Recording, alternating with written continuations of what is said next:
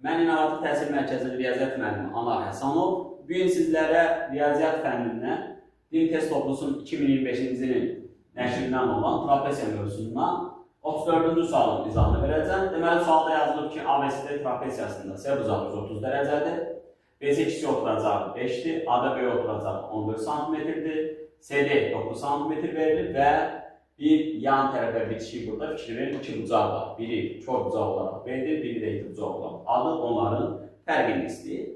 Bu misalı həll etmək üçün sizə bir qayda öyrədim. Mən şəkillər sizin çəkmişəm. Deməli, əgər trapesiyanın böyük oturacağı, kiçik oturacağı ilə bir yan tərəfinin cəminə bərabər olanda, ən çox istifadə olunan burada qayda trapesiyanı bir paralelogramla üç bucağa ayırmaq. Və paralelogramdan necə ayırırıq? Bir yan tərəfə paralel olaraq bir parça çəkirik təpədən. İndi biz də götürürük buradan B təpəsindən, fikir verin, CD yan tərəfinə paralel şəkildə bir parça çəkirim. Yəni, əslində mən nə edirəm burada? Bir paralelogram vururam. İndi burada bir yer deyək. Paralelogramın qarşı tərəfləri bir-birinə nə idi? Bərabərdir. Qarşı tərəflər bir-birinə nə idi? Bərabərdir.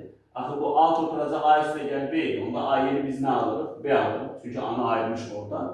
Fikir verin, burada bir ABG üç bucağı alındı. Bu bərabər yanlı oldu.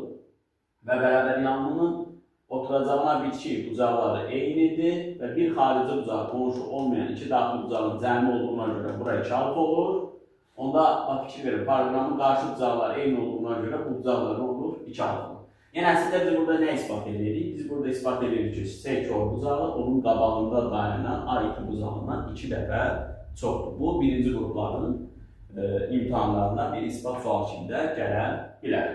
Deməli, mən bunu necə həll edəcəm? Götürəcəm B təpəsindən CD yan tərəfinə paralel bir parça çəkəcəm. Yəni, mən burada paralelogram quracam. Burada bir yeriyək. Onda bura 5 olacaq. Paralelogram qarşı tərəfinə bərabərdir. Bura 9 olacaq. Onda A'yı 14 AD olduğuna görə 5'i çıxanda burada 9 qalacaq və paralelogramın qarşı bucaqları eyni idi. Bura 130 dərəcədir. Sonra qonşu bucaqdan bura 50 dərəcə olur. Burada bir bərabər yanlı 3 bucaq var. Bərabər yanlı 3 bucağın təpə bucağı 50-dirsə 130'u 2 yerə böləndə bura 65, bura 65 edəcək. Və A bucağı 65 olanda B bucağı ilə ikisinin cəmi 180 olduğuna görə və yaxud da ki, çarpazlıqdan burada 50 olur. B bucağı nə qədər olur? 115 dərəcə olur. A bucağı nə qədərdir? 65 dərəcədir. Bizdən bunların fərqini istəyir. Cavabı nə qədər qalır? 50 dərəcə qalır. Maraqlı sualıdır. Mən bunun isbatını da sizə vermək istədim ki, birinci qruplarda əlavə istifadə etsin.